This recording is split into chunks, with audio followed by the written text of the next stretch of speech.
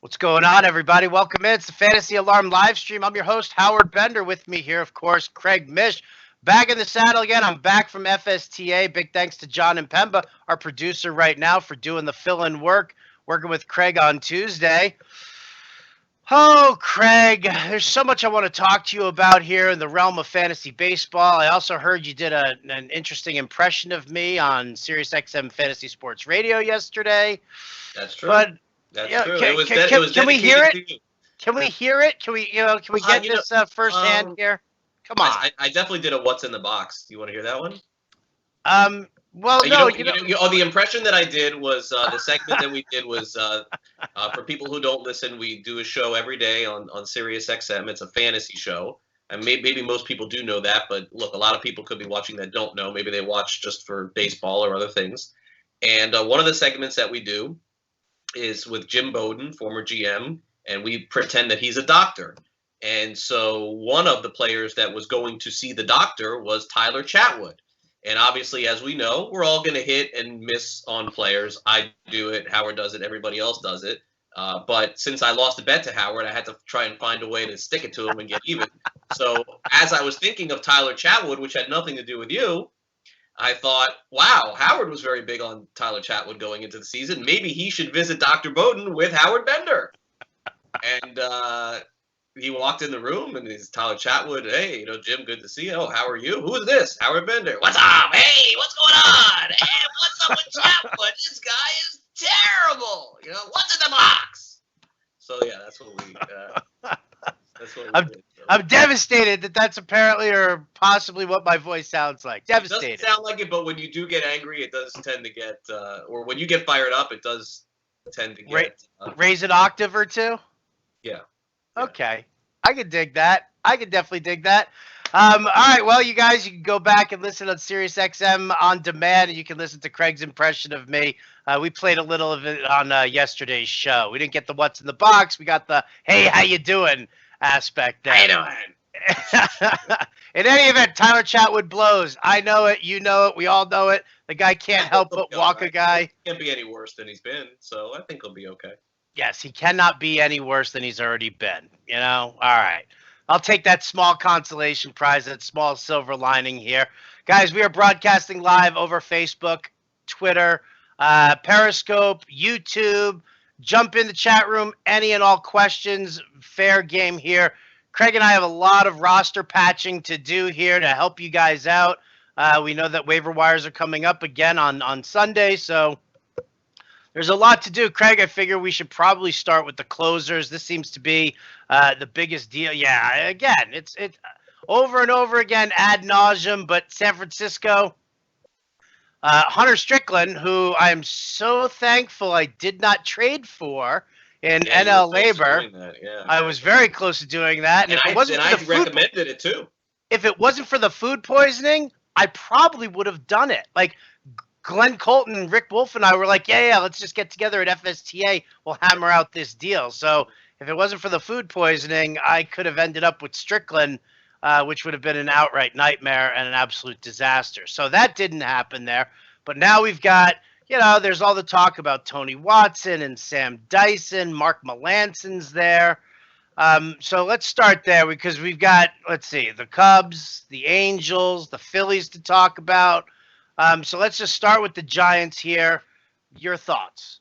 All right. So with the closers, just kind of going back to what we say always at the beginning of the season, that if you're playing in a season-long fantasy league and you're drafting a closer in the first 5 or 6 rounds, it's a really big mistake. And also the other big mistake is in fantasy sports in general to be at the end of any kind of tier or just be following the herd in fantasy. Because if you do that, you're going to end up getting burned. You're not going to get the guy that you want, and you're also going to get the back end of the player that everybody else wants. This goes for kickers, tight ends, defenses, closers. This is what fantasy sports is about. You want to be at the start and not at the finish. Now, that being said, in terms of saves, we see this every single year. The only difference between this year and last year is that last year we had 15 guys by May 31st lose their job or be injured or be replaced. It took a little bit longer. It took an extra month. So the number still from March through now is at 15 again. Now, there have been guys like Iglesias who have been hurt. They've come back. They got their job back. no doubt about that. Brandon Morrow could be one of those guys again. But this just goes back to the old saying in fantasy.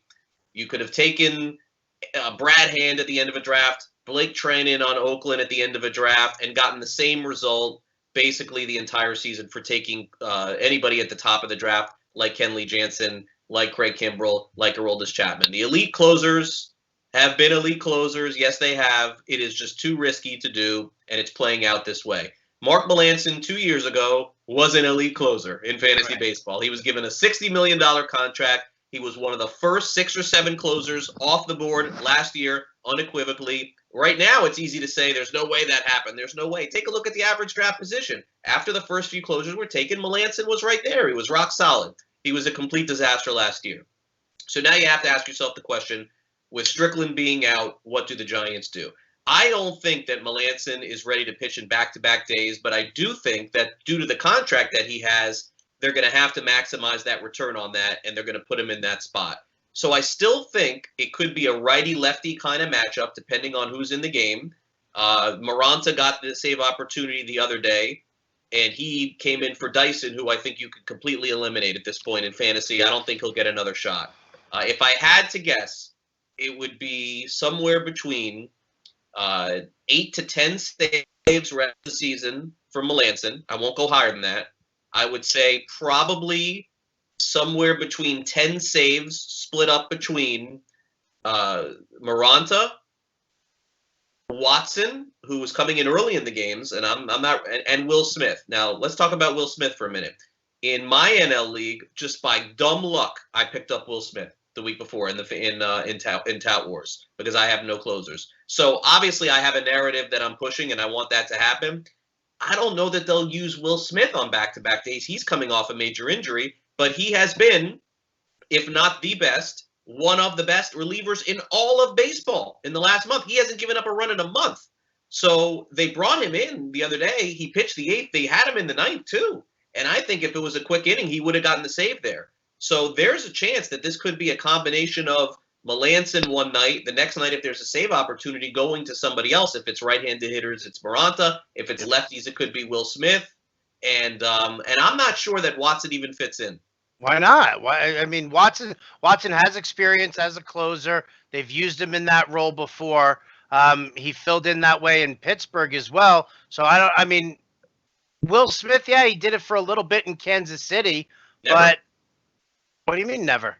Not really. He's never really been a closer. No, he's never been a closer. They've used him for like spot work there, but I think Watson has the has the greater chance of getting that lefty work. I agree, but again, this is what it comes down to. And look, I'm not saying that anybody that you just look at the box scores, but I am going to be clear on this, Howard.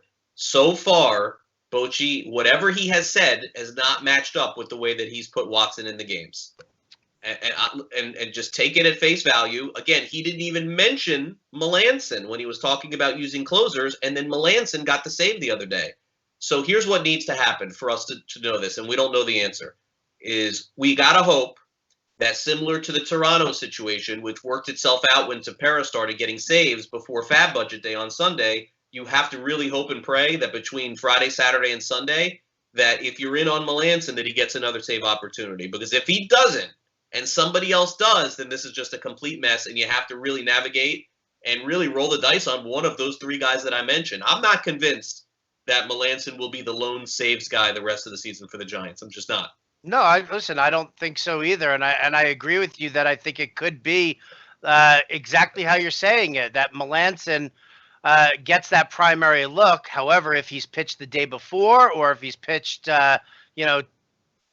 whatever, like 2 out of 3 days, then I think that they could tilt it. I think the only way that we differ right now is whether it's going to be Harris or Watson as the lefty option if they go to that in the bullpen. So, but I think we're both on the same path with yes to Melancon, no to Dyson, and then we're still trying to figure out how Maranta, Watson, and Harris are going to get, or Smith, are going to get. And the other thing I want to just add, to the end of the conversation is that I don't think that the Giants will be completely out of it a month from now. They are not playing fantastic.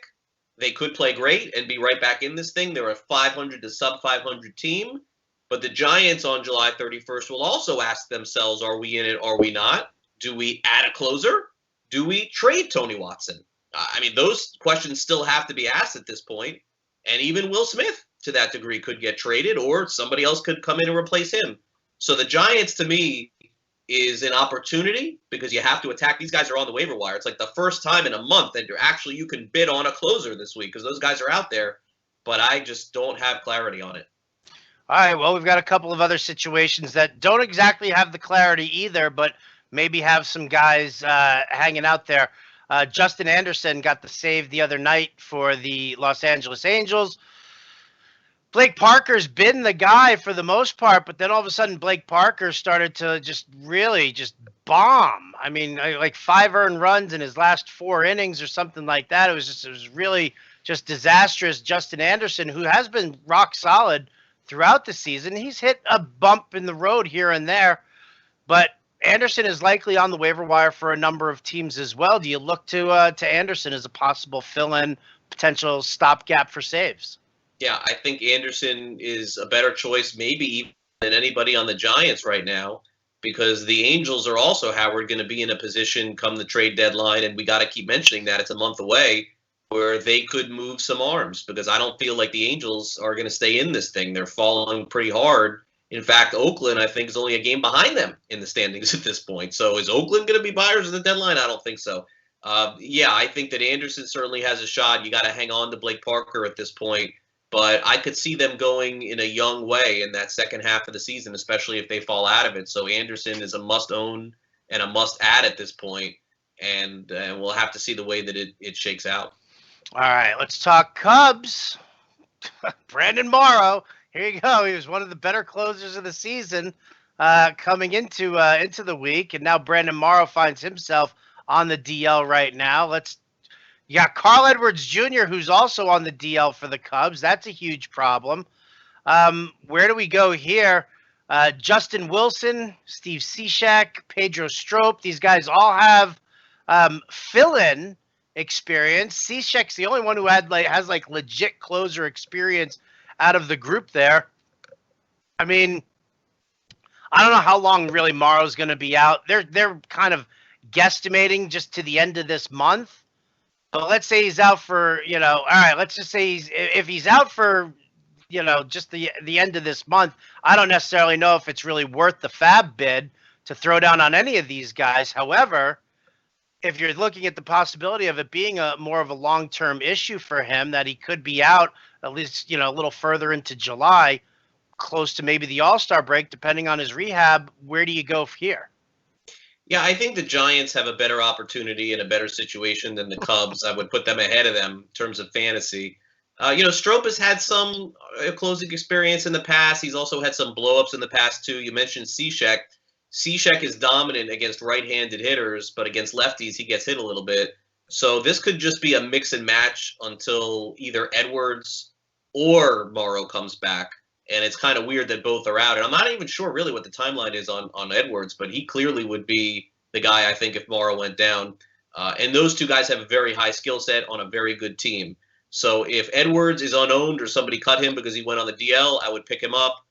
Morrow, it doesn't look like it's all that serious. So I would think that you're probably getting 2 or 3 save opportunities over the next week. And most likely it would be Strop against lefties if a lefty situation was there.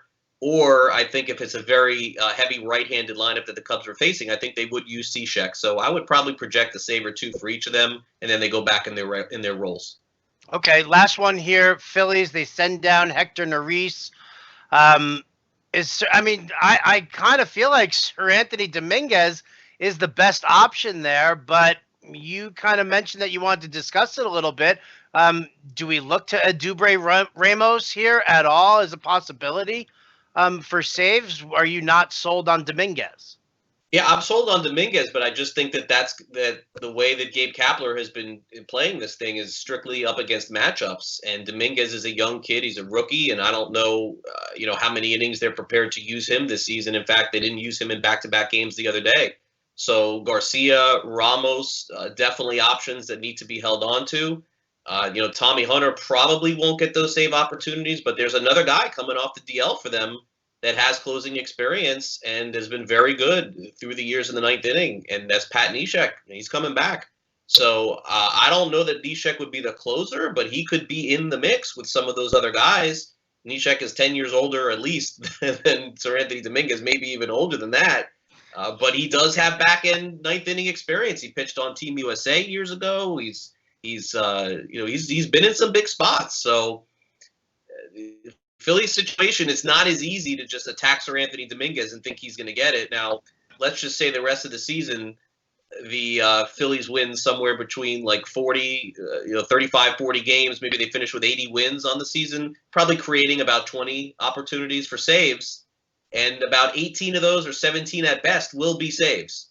Of those 17 shots, will Sir Anthony Dominguez get them all? I don't think so. I'd probably set his total at 8 or 9 saves the rest of the year, and then a mix and match with the others. Thanks, Gabe Kapler. Really appreciate all the hard work you put into this season. Son of a... Hey, they've been better than what people thought, and they're closer than what people thought. And I do think, in terms of keeper, I would want to have Sir Anthony Dominguez because I think next year they would, simply go to him.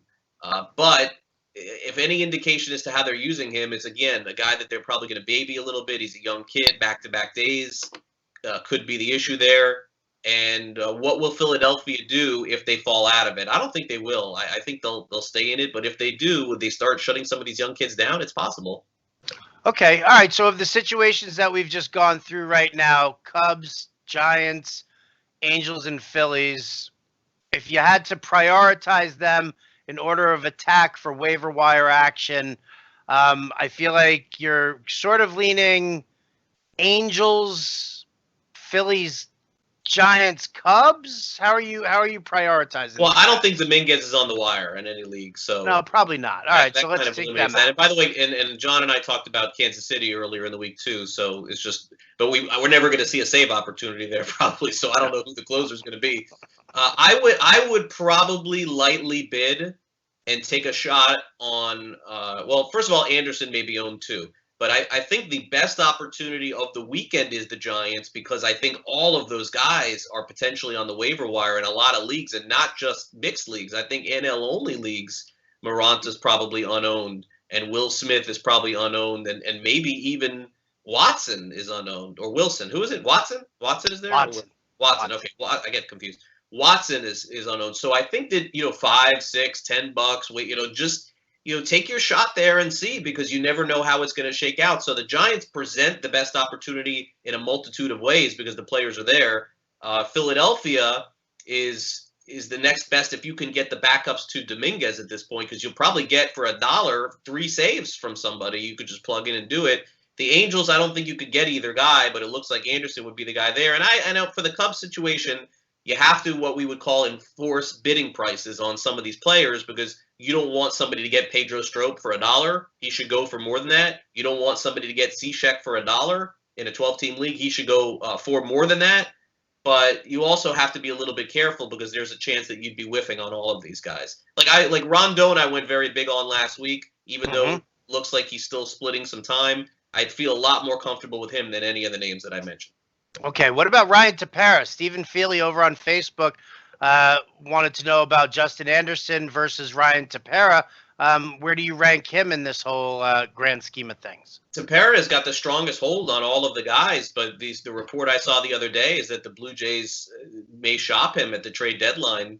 I don't know that they see him as the long-term answer at that position, and they probably view Osuna, honestly, as their closer next year. I mean, no shot for this year. But after what will be a long suspension and probably the Jays will want nothing to do with him in the second half of the season, they'll rebuild who he is. He'll go through a spring training. He'll make his apologies or not for whatever happened. And I think that they probably view this as, wow, can we really turn Tepera and his 3 or 4 saves and his decent ERA into a piece for the future? Because we know Tepera's not going to be the closer next year. They're going to trade. They're going to trade Sung Hwan Oh at the deadline if they can get anything back for him. They're going to trade Clippard at the deadline, try to get anything back for him. Blue Jays are going nowhere. And if you're going to tear it down in terms of bullpen help, you may as well tear it all the way down. So for now, Tepera's the guy. but there's a chance after July 31st he's not getting saves anymore. Okay, over on Periscope here, LA Red Sox 25 wants to know, what do you think about Will Smith as a possible addition over Colin McHugh in that relief pitcher, starting pitcher slot that he's got there? Do you? He says Colin McHugh's done right by him so far, and I think Colin McHugh's pitched reasonably well. And Colin McHugh, we all know, is probably going to be the guy who's going to get the spot starts if there is an injury to that Houston Astros lineup. Would you stick with McHugh, or would you take that flyer on Will Smith? It's interesting because I thought that the Astros would trade McHugh to another team. He's kind of being wasted a little bit in Houston because I do think if you look around the league with the lack of pitching, McHugh, to me, is a solid number 3 on 25 teams in Major League Baseball. He's been phenomenal in a lot of low leverage situations out of the bullpen and some tie games. But Howard, I think the 6 would be Peacock before they would even go to McHugh. So your value here with McHugh are those unbelievable stats that he's put up the entire season.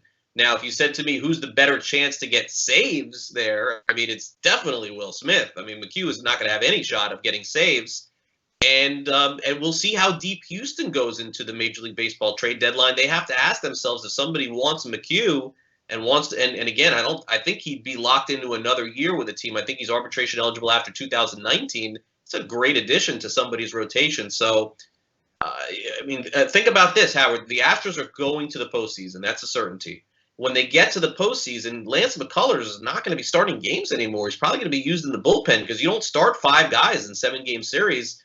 I mean, do they need McHugh and Peacock and Davinsky and all of these other? And we know they're going to add a guy here or there. They're going to have to. They added 2 guys last year. They added Clippard and they added Liriano. And Clippard didn't even make the postseason roster. So McHugh's value is just basically pitching 2 or 3 days a week for 1 inning at a time and an ERA of under 2 or 2, which is phenomenal for your ratios, but he's doing nothing else. So just keep that in mind. All right. Craig, I think you're getting asked out on a date here. So at LA Red Sox 25 on Twitter, I don't know if you're connected. I don't know if you're following, but wants to know when you guys are grabbing drinks. You mean today? I don't know. It just says Howard is down for the count, I'm going to guess. Just says, when are Mission? No, not even me. It's when are Mission I getting drinks at LA Red Sox 25. I told you, man, it's that collared shirt. It's kind of got that like little silky tone to it. Look at you. Yep. Crisp, well shaved, well groomed. At LA Red Sox, looking for some beverages with you. Oh, maybe at an event of some kind. I don't know. I mean, you got to be in South Florida to make that happen for the time being. All right, there you go. At LA Red Sox, get your butt down to South Florida. It's the only way you're going to date Craig Mish, so you can make that happen. Over on Facebook, Stephen Feely just asked, did Alex Reyes get moved off the DL by St. Louis? CBS took off his DL tag. Listen, I actually don't even have any leagues on CBS right now.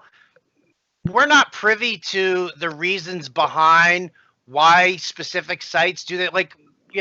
I can't tell you why Yahoo does the things that they do. I can't tell you why CBS does the things that they do.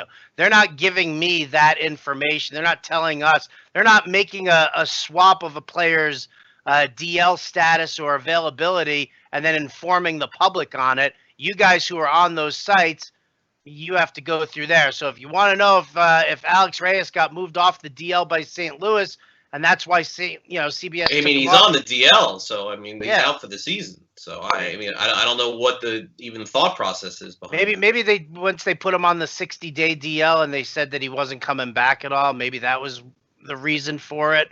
I don't know. Yeah, I don't really understand. It makes sense because CBS and ESPN and all the other sites have the ability to set your keepers, and so they understand that. And then if you have Alex Reyes and conceivably could have him as a keeper, I would.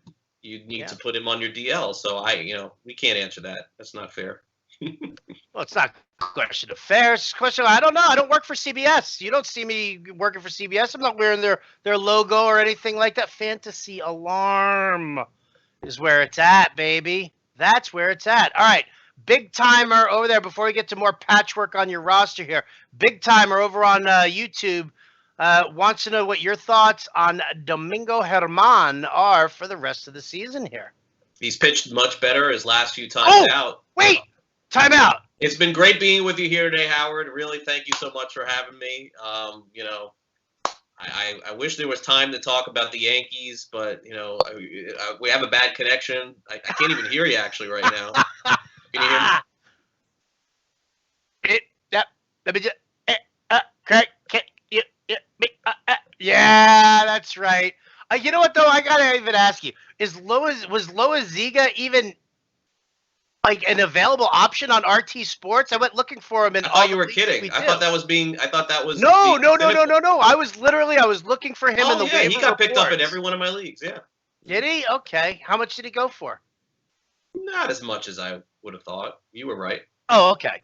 All right. In any event, now let's get back to Big Timer's question. You listen when you win a bet. You gotta whoop a little bit. You definitely were right. I thought people would be all in on this kid. He did go for decent money, but I thought people would break the bank because he was a Yankee. They did not.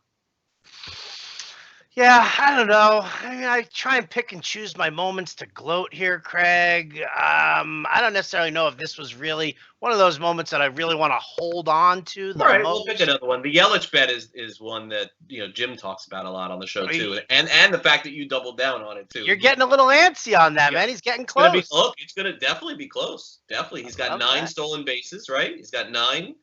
Yeah. And see what Jim says is he's got 9 in 60 games, and I'm like, Jim, it doesn't matter. We are almost 81 games. Oh yes, it does. He's got 9 in 60 games, so he's on the pace. No, he's not. There's only 81 games left. I'm baking in the DL time to it, but if he wasn't on the DL, it doesn't matter. The bet is what the bet is, okay? You want to bet on Kershaw's 15 wins? He's not doing it. It doesn't matter. He was on the DL, but if he did 9 in 60, he should be able to do 15 in the next 80. I'm like, he should, but you don't know. So anyway, 9 is the number right now. The bet was 20.5. Correct. And he's got to do it in about 85 games. It's not impossible. Not impossible at all. But, we'll see. I don't know. What would you say right now?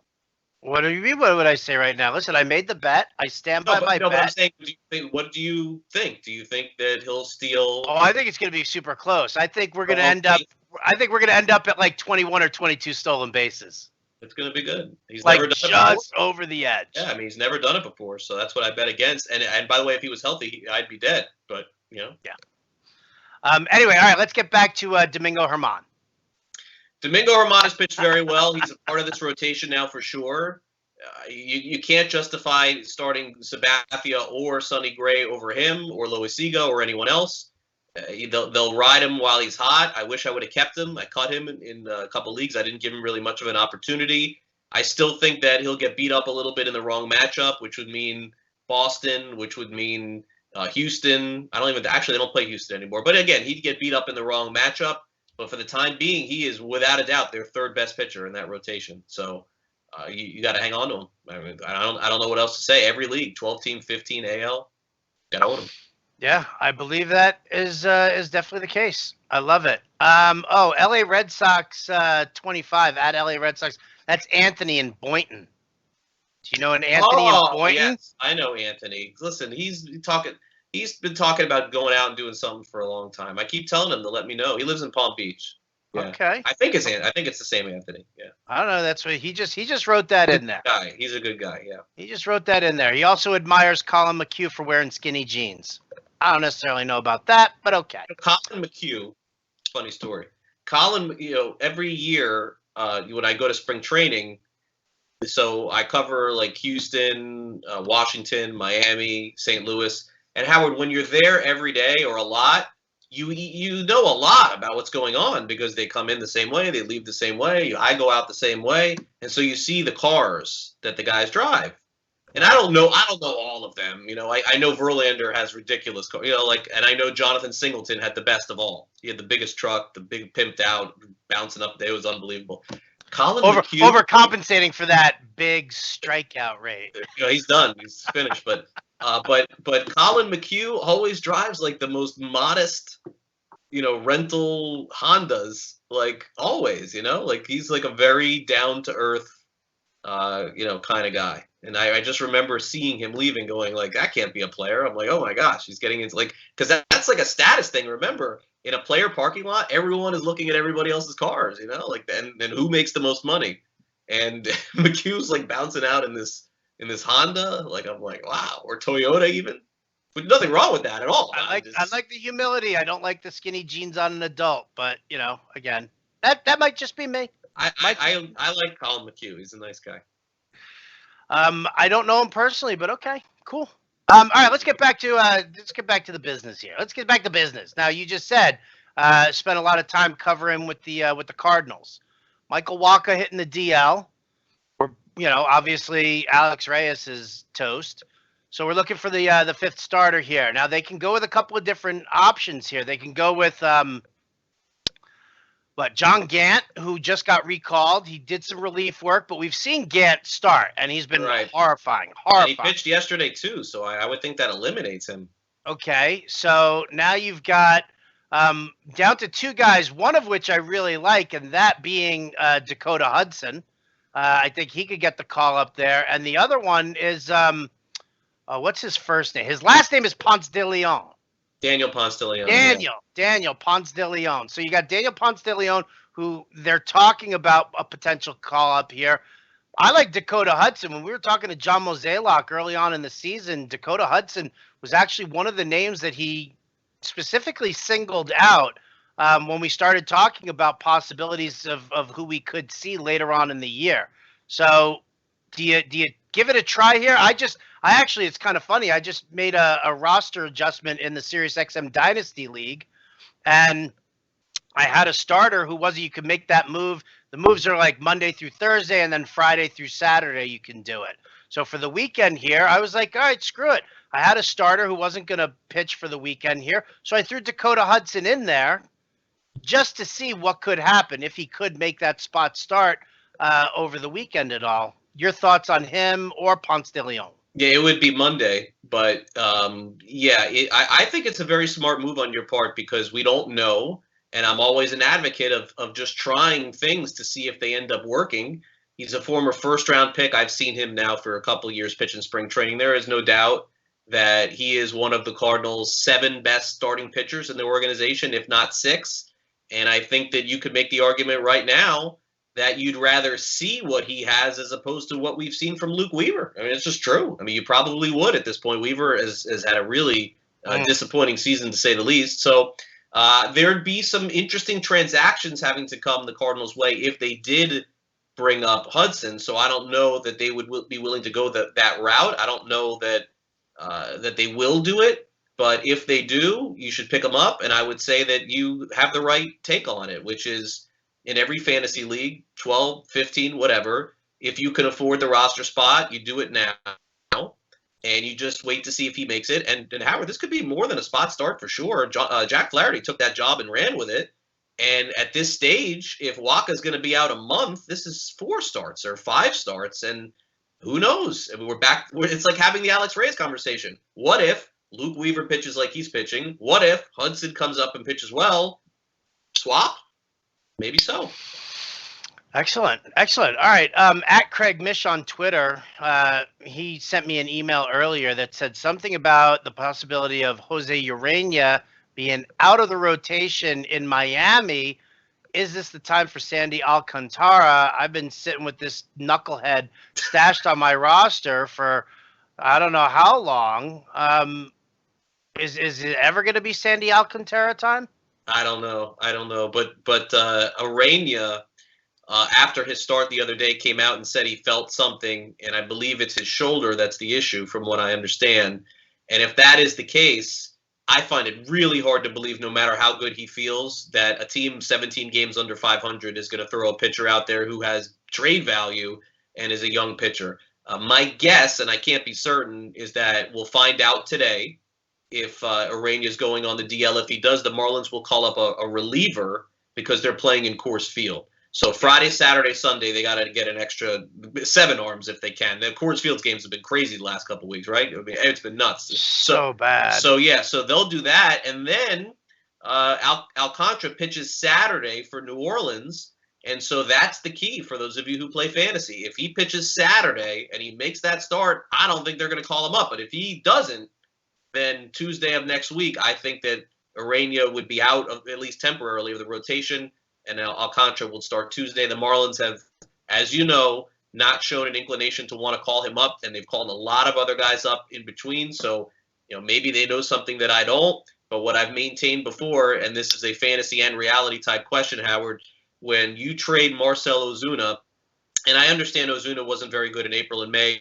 Right now, if you prorate his stats for what he's doing now the rest of the season, 300, 25 homers, 90 runs driven in, not 130 like last year, but is that his fault with the team that he has around him in the Cardinals? Probably not, but still a great player, two-time All-Star. You traded Ozuna for Alcantara and Magneuris Sierra, and neither guy is in the big leagues right now. And you traded a two-time All-Star. They got to call one of those kids up. I mean, it's not a matter of a rush at this point. It's July. Like, you trading All-Stars for no Major League ready players, it's a little bit scary to me. That being said, I think that he will come up, Alcantara, soon. I thought it would be the first week in June, as I said here several times, and I was wrong with that.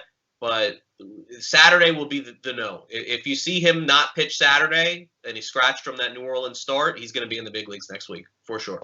Okay, I can dig it. I can definitely dig it. Thank God, for crying out loud already. Yeesh. And, by the way, if he did, Tuesday against Arizona at home, not terrible. Mm-hmm. Sunday against the Mets. That's always great. And the following week at home against Tampa. Ooh, 3 solid starts if he gets them all. Yeah. All right. I'll give you that. All right. You ready to put your rankings hat on? There you go. Rank these 3 pitchers from now through the rest of the season. Are you ready? Go. Big Timer wants to know Zach Eflin, Joe Musgrove, Dylan Covey. Just like you rolled him out. Oh, yeah? There you go. Well, the way too much hype on Joe Musgrove, by the way. Way too much. Way too much. I drafted Joe Musgrove last year. This is a pitcher I saw a lot, pitched for Houston. I had him last year in fantasy. Joe is, again, nice guys don't matter, but among the nicest of all time. I mean, just so cool. Work ethic, top notch. Took Pittsburgh by the reins. But the bottom line is, guys, like, where did people see this skill set coming from a potential number 1 or number 2 starter? Joe Musgrove on Pittsburgh, even with Ray Searage, is at best next year in a full season is 170 innings, 140 Ks, a 4.5 ERA. I mean, he's okay, but man, the hype was just. Oh, it was ridiculous, and that's a huge issue. Like, that's a huge problem. I think we are, and again, you date this back to 2001 when Albert Pujols came in from out of nowhere. Okay, the fantasy community has gone completely overboard with any prospect who gets any kind of buzz. He has a good start up in the big leagues, or he hasn't even started yet, and he's getting the call up. And people are they're clinging on to these guys as if they are all SP1s in the making. And it just doesn't work like that. And they did this with Musgrove. And it just absolutely killed me. I never in a million years thought Joe Musgrove had SP1 written at all on him. I barely thought he had SP2 talent. I'm thinking this is a good guy to have as a middle of the rotation guy. He'll take some lumps. He'll have some really good starts. Hopefully, moving to Pittsburgh and working with Ray Searage gives him a little bit of a boost.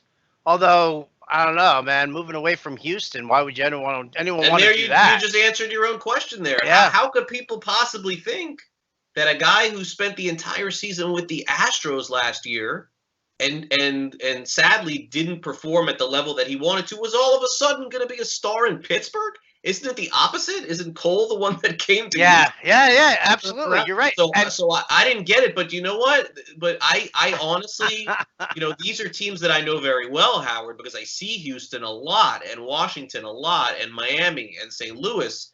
And so when I saw this going around, I was wondering, I was like, were they not paying attention to last year, Joe Musgrove on Houston, when Charlie Morton was becoming a star and Verlander was – like they took him out of the rotation. Like they didn't want him in the rotation. So I root for him and I like him, but you gotta call it how it is. And there was like, I feel like some people don't even watch these guys and they just look at the stats or want to make something of. Well, that's the thing. Box score surfers. When it comes to hitters, I'm more aggressive, but pitchers this time of the year now with the weather getting warmer and you're seeing what's going on with Arizona and Colorado, like, just give me the guys that have been doing it all year. I'm not streaming like I was in April and May. You got to be careful now. You don't know what these guys are going to do. I mean, Joey Lucchesi came off the DL and it was like Cy Young is back and he got annihilated. You got to be really careful.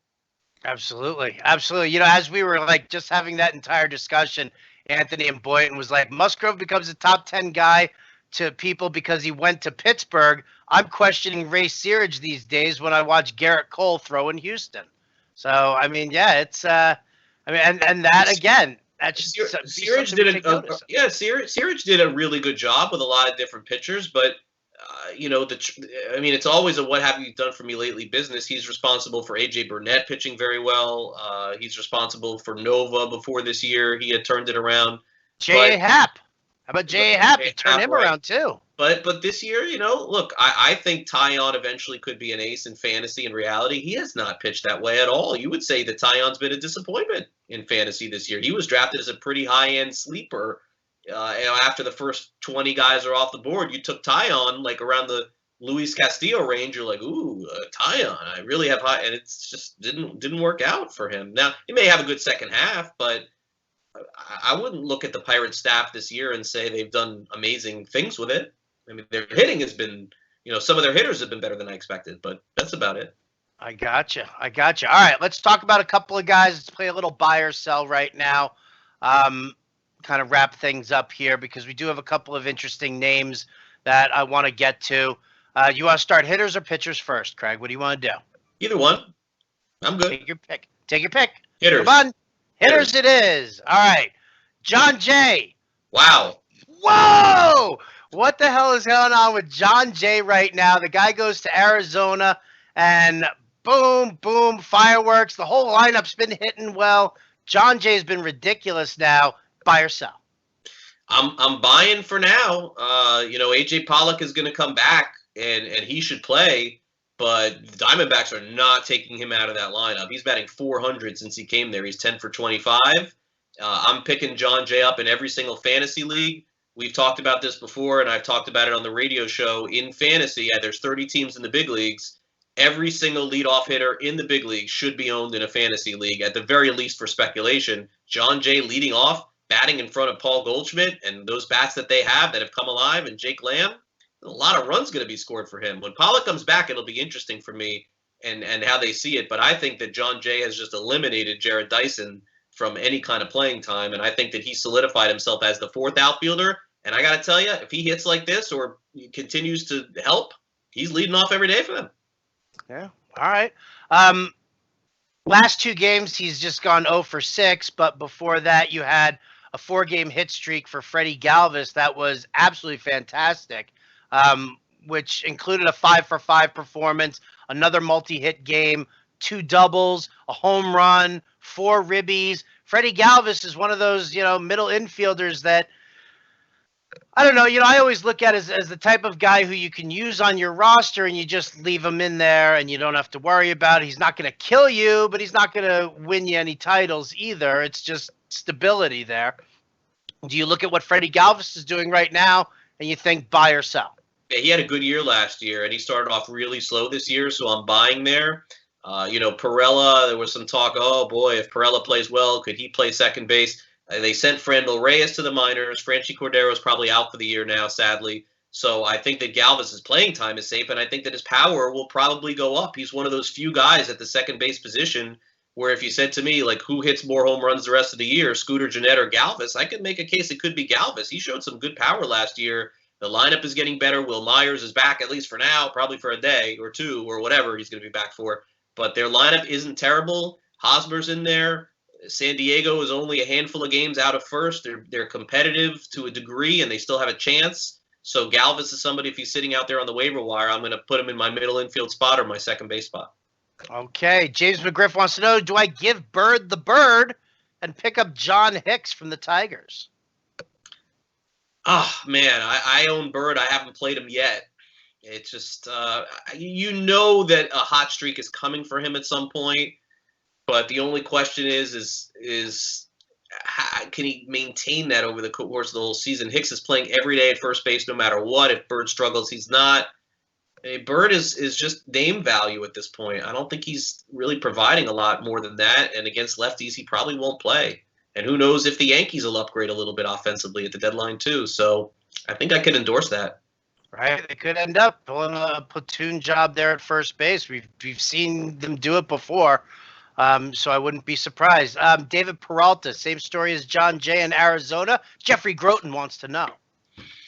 Yeah, I mean Peralta it seems like he's going back to what he was a few years ago, which is a really great player, at least for the time being. It's a little bit murky there, but I mean, listen, the numbers Jay are putting up is just insane, and they've been looking for somebody at the top of that lineup to get it going. I don't think it's a coincidence that he has, and the Diamondbacks are off and running.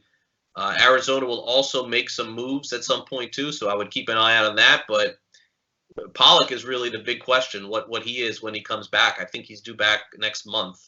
So Jay still has a good solid 2-3 weeks of starting every day. Which is great. Absolutely. All right, let's move over to some pitchers, buy or sell. Here we go. Stephen Wright, the knuckleballer, looking good, looking pretty sharp. You know, it's kind of funny, you know, when you watch like Tim Wakefield make his way through the American League, there were certain teams in the AL East that you were like, oh, they've totally learned how to hit the knuckle. However, Stephen Wright, he's come back, he's healthy now. Knuckleball is firing really well for him. Do you look to him as a guy you want to add? Buy or sell? Yeah, I would buy him for now, but I think that as the season goes on, you know, teams will catch up to him a little bit. And it's really important as to when they start him. Like if they start him after Chris Sale, it becomes really difficult going from Sale to Wright. And also when the team has a day off and then they see Wright for the first time, he may get hit a little bit. But the Red Sox have done a really good job at placing him in the rotation at the right time. So he's a temporary buy right now. I just don't think he'll be part of the Red Sox long-term plans when they get to August and September. I think you'll see somebody else. All right, Mike Montgomery from the Cubs, filling in really, really nicely in that rotation in the back end. He has been one of those guys. He's also one of those guys who, on sites like Yahoo and ESPN, has that SPRP eligibility. Yeah, and I think that his rotation spot is solid until Yu Darvish comes back, and then at that point, I think he may get removed. But he should be at least on the radar. I wouldn't be buying him at this point because I think you've seen the best as to what you're going to see. But when Yu Darvish comes back, if he struggles again, then the Cubs have to ask themselves a question: are we better off with Montgomery or Darvish? So I wouldn't buy on him yet, and I don't know that I would even pick him up yet because I think his starting days are now short-lived. But certainly a chance that if somebody else struggles in the rotation, he could stay. All right, one more guy, and that would be Lance Lynn, who finally, one of the late signees who's actually emerged with a little bit of consistency lately. Lance Lynn's looked really sharp over his last, 4 or 5 starts here now for the Twins. I've painfully stayed with him. He's still on my roster, so I've been streaming him in and out of there. You liking him for the consistency the rest of the way here? You think that this is a guy you can trust? I think you'll get some good ratios from Lance Lynn the rest of the way, and he's playing in a division where he'll face off with the White Sox and the Tigers and Kansas City, so I like that, but I just don't think Minnesota themselves is going to win very many games. So what you'd be looking at is probably 5 or 6 wins from him the rest of the season, but there was no doubt at some point Lance Lynn was going to turn it around, and he's pitching, you know, obviously for a contract as well. So I kind of like the idea as to grabbing him now if you're struggling in ERA and WHIP, but if you're in a league where you're chasing wins and you have him versus Domingo Germán, you're probably better off with Germán. There you go. All right, guys, that's how you patch your roster up. Look at that. Easy peasy. We got your hitters, we got your pitchers, we got your buy lows, some sell highs here. Hey, big timer over on YouTube. Yes, I do still like Austin Meadows. I know he was out with a sore foot. Yes, he did come back with a 3-hit game. I love him, love him, love him. I actually even like him tonight going up against the lefty because if you look at Austin Meadows' numbers, yes, it might be a small sample size, like 28, 29 at-bats against lefties. Rocking them, baby. Rocking them. And I think that Gregory Polanco's days in Pittsburgh are very, very numbered. I don't know how you could sit and not use Austin Meadows in your lineup. That's going to do it for us today here. Craig, any parting shots you want to take, whether it's at me, whether it's at the public, Anthony and Boynton, who keep saying, let's get a drink, and he never does. What do you want to say? Yeah, I think that next week is going to be a lot of fun for us here on the live stream, because what we'll do is we're really going to dive into how we're doing in all of our leagues at the halfway point of the fantasy baseball season. I haven't done any screenshotting all year of my leagues and my standings, but it is time at the halfway point to do it. So you'll take a look at my team. I'll take a look at your team, and we'll see if we can fix each other's teams in a handful of leagues that we're doing this year. And we'll do that next week. And maybe some people, if they want to screenshot their leagues and their standings next week, we'll do that too. We'll pick a day, either Tuesday or Friday next week. All right, that sounds good. Mid-season accountability. We're all over it. All right, well, that's going to do it for us today. Craig, you have yourself a great day. My best to Hayes. Love that guy. And we will talk to you guys when? Friday. Yeah, Friday live stream. Wait, is today Friday? Tuesday. It is Friday. Tuesday. It's the food poisoning talking, guys. My brain, it's not right. Thanks for tuning in to the Fantasy Alarm live stream. We'll see you soon.